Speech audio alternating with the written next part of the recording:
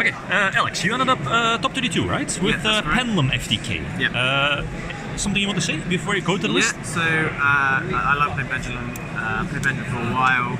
I've been playing a lot of pure Endymion recently, but there's too many kind of overpowered sidecars like Dark Ruler more.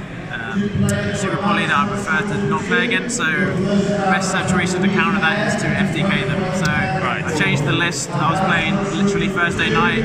I saw Paul Coper's FTK list, but he didn't kind of go through the combo properly, and I decided to make my own version of it. So this is a 48 card mess of ways to FTK or make an unbreakable board. Right. Okay.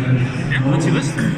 So when I chose to build this version, I wanted to keep the pure Endymion version of it, so there's slightly more than the usual list that Paul played. So we have 3/7, obviously, 2 Magister, 3 Master, and then the 1 Reflection.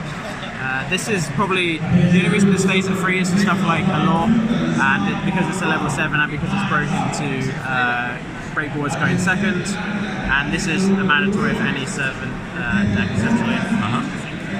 And Magister does come up quite a lot. Not as much, only because it's a level 3 for the FTK, more than the fact that it can summon your opponent's turn, but that's also a useful utility. And then other parts of the deck, so I play the Moffatt Beast Engine. I don't play any Institution because it's kind of conflicts, I guess, with the FTK aspect, because you don't really want to. You're not playing through spell counters like you would do with the Institution build. You're basically just trying to get as many on Jackal as possible. That's the way that you do FTK them. So it works as an extender, it works as a way to search Jackal for the FTK, and these two are utility and also level 4s, which is also important for the FTK and the Abyss Dweller. And Gruder is amazing going second. And for the other engines, so I played the Darkroom engine, the Chronograph, and then the 2 Abyss Actors. So the Darkroom engine is needed for the FTK aspect. That's how you FTK, you go to the Struder and eventually get to Tempest Magician. It's also a +1, it's really good. Chronograph is amazing in any Pendulum deck. Endymion, this conversion is just super utility. It's a skill that turns into a level 3 for the FTK. It's a way you can play around IP in the battle phase by crashing something and summoning something stronger. And then Abyss Actor, again, level 4 for Dweller, level 4 for the FTK, and also because it's a Dark for a Law. Right. And lastly, the 2 Dragon components. So Desrudo for the normal Guard Dragon stuff, and then Aether for the Seal stuff, and generally just going second, having it in your deck. It's just, I think it's really important, especially when you're playing a bit more cards like 48. You're not going to draw it as often, but again, it's a law, it's a Dark for a Law. It just has so much utility. And then onto the other engine, so more spells. So I played the Spellbook engine. Again, draw cards. The good thing about this as well is impermanence on Electrum does hurt a lot, so it's kind of like impermanence bait in good hands where you kind of, it doesn't really matter if you waste your normal summon on this, but you draw 2 counters, that's just crazy in this deck. And then, yeah, just a lot more draw cards essentially. So, yeah, the way that you want to do the FTK is you want to get a Jackal out, preferably off Servant, and then you would probably want at least 1 to 2 spell cards on your scales to get enough counters for the Tempest. So it is over 48 cards, and the Allure was the latest edition. I'm really glad I had them because there's about 15-16 darks I think in the deck, which is a good number. And it's just dig for side cards as well. Like there's so many, you've got such a high chance of drawing your side cards with all of these draw cards and the Spellbook engine, so it works really well. And then last, the usual kind of Pendulum shenanigans, so the Mastery, which is obviously insane in this version, and then so the Dark Realm stuff, and then the Ravine. I didn't play Secret Village or Terraforming because they didn't contribute towards the FTK or doing anything going second. The Ravine is mainly to search your Formulus to the FTK because it adds another counter, which is super important because that's the counter you need to get to 16. So that's 48 cards main deck. I think it's 28 monsters, 20 spells. So onto extra deck. So this is all the stuff for the FTK essentially. So standard Guard Dragon, Pendulum stuff, and then so what you do is you go normal Electromite, Darkworm, another monster, LP, then Trouble Burst, and then you'll summon the Struder from deck. At this point you need to have a level 3, and then another level 6 or lower monster. And then enough counters on a Jackal as well, and that's essentially the FTK combo. So you'll link you'll summon the Strudo here, link these two into the Romulus, and then so you have your Jackal over here, and your level 3 and your level 4 somewhere. The Strudo will, sorry, you link these, you keep this one here, link the Triple Burst and the Destrudo for this, and then you add the Ravine, and then add something that's not really important at this point. The seal just helps in case you never know Tempest gets hit at the end. So your Destrudo will target the level 6 or lower, so you'll summon this.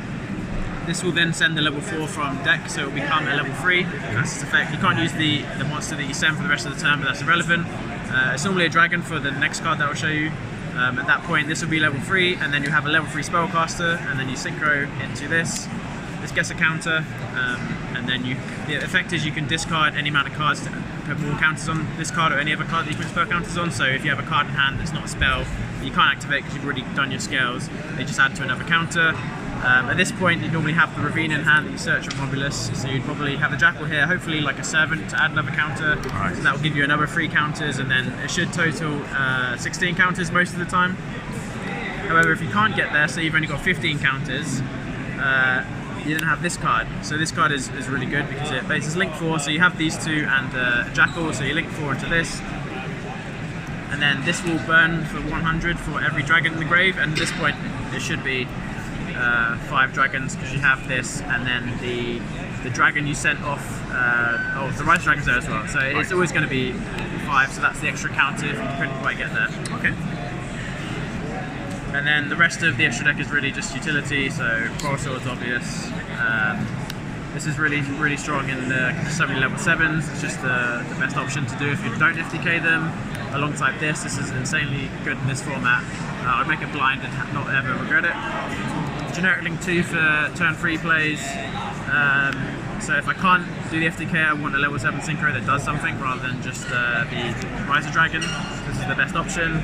And then the last spot is definitely a flex spot. So I think this should be an Apollo in those hands where you can't get to the FTK and you can't do the Fire Dragon combo properly because you'd rather summon Dweller. It's better just to go and link all your rands and stuff into an Apollo, but this does come up every now and then. I think it's just a good generic link to have in your deck. But I'd say everything else is mandatory, and then this last spot is definitely the flex spot. So side deck, I don't play any hand traps in the main because it's Pendulum, and then I don't play any hand traps in the side because I play so many draw cards. So I want all my side deck cards to be cards that will win me the game, hopefully by themselves. So we have 3 System Down, 3 Evenly, 3 Denko, 3 Dark Ruler, and 3 Seer Mode. So essentially if you draw one of these in the relevant matchup, it should be game, unless they have something insane. So these 2 for Orcust, these 2 for Striker, these 2 for Combo, these 2 for Salad. That pretty much covers every deck. System Down and Evenly were definitely the MVPs of the weekend. This will just stop they'll use this Orcust, they'll keep the Babble.